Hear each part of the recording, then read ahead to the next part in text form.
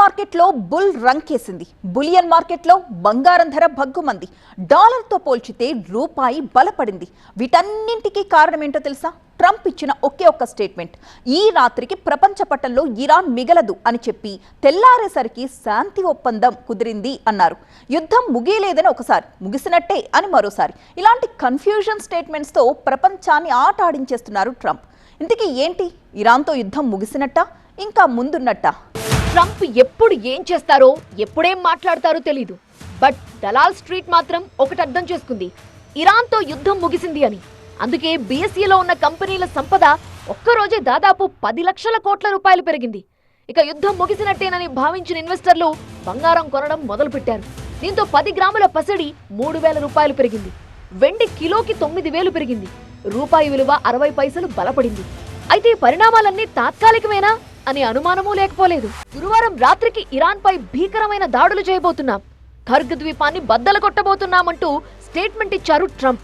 ఇంకేముంది, స్టాక్ మార్కెట్లు ఢమాల్, రూపాయికి తప్పని ఫాల్, గోల్డ్ రేట్ మరింత డౌన్ అని అనుకున్నారంతా. తెల్లారేసరికి ట్రంప్ నుంచి రివర్స్ స్టేట్మెంట్.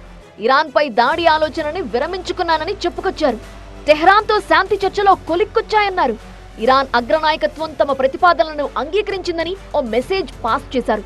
నిజానికి శాంతి ఒప్పందం కుదరబోతోందని ట్రంప్ పదే పదే చెప్తున్నారు గానీ అలాంటిదేం జరగలేదని ఇరాన్ ప్రతిసారి కౌంటర్ ఇస్తూ వచ్చింది. ట్రంప్ నోట ఈ శాంతి మాట రావటం ఇది 38వ సారి. 37 సార్లు ట్రంప్ చెప్పిన శాంతి ఒప్పందం ఏం జరగలేదు. మరి ఈసారైనా జరుగుతుందా?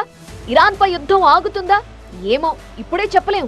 ట్రంప్ బుర్రలో ఎప్పుడేం పురుగు తిరుగుతుందో. బట్ ఒక్క చర్చ అయితే జరుగుతోంది: ఇరాన్ తో డీల్ దాదాపుగా కొలిక్కొచ్చింది అంటున్నారు. అలాగని ఇరాన్ తగ్గలేదు, లొంగలేదు. తగ్గిందల్లా అమెరికానే అంటూ ఇంటర్నేషనల్ మీడియా చెప్తోంది. ఇంతకాలం అమెరికా గాని, ఇజ్రాయెల్ గాని ఇరాన్ పై దాడి చేశాయంటే కారణం యురేనియం గురించి. ఆ యురేనియం తమ చేతుల్లో పెడితే తప్ప యుద్ధం ఆపేది లేదని 2 దేశాలు వార్నింగ్ ఇచ్చాయి. ఇరాన్ మాత్రం ఆ ఒక్కటి అడక్కు అంటోంది. అవసరమైతే యుద్ధమే చేద్దాం పట్టు అని సవాల్ చేస్తోంది. సో ఇరాన్ ఇక తగ్గదని తెలిసి ఆ యురేనియం ని ఇరాన్ లోనే ఉంచేందుకు ట్రంప్ అంగీకరించినట్టుగా అంతర్జాతీయ మీడియాలో కథనాలొచ్చాయి. ఇరాన్ పై దాడి చేస్తారా చేయరా అనేది పక్కన పెడితే హార్మోజ్ తెరుచుకునే అవకాశాలు కనిపిస్తున్నాయనే వార్త అంతర్జాతీయ స్టాక్ మార్కెట్లకు ఊపిచ్చింది. ఏషియా, యూరోప్, అమెరికా మార్కెట్లు ఆకుపచ్చగా కనిపించాయంటే కారణం హార్మోజ్ తెరుచుకోబోతోంది అనే వార్త. ఈ ఒప్పందంలోని అంశాలను ఇరాన్ కూడా అంగీకరించిందనే వార్తలు వినిపిస్తున్నాయి. సో ఇక మిగిలింది సంతకాలే.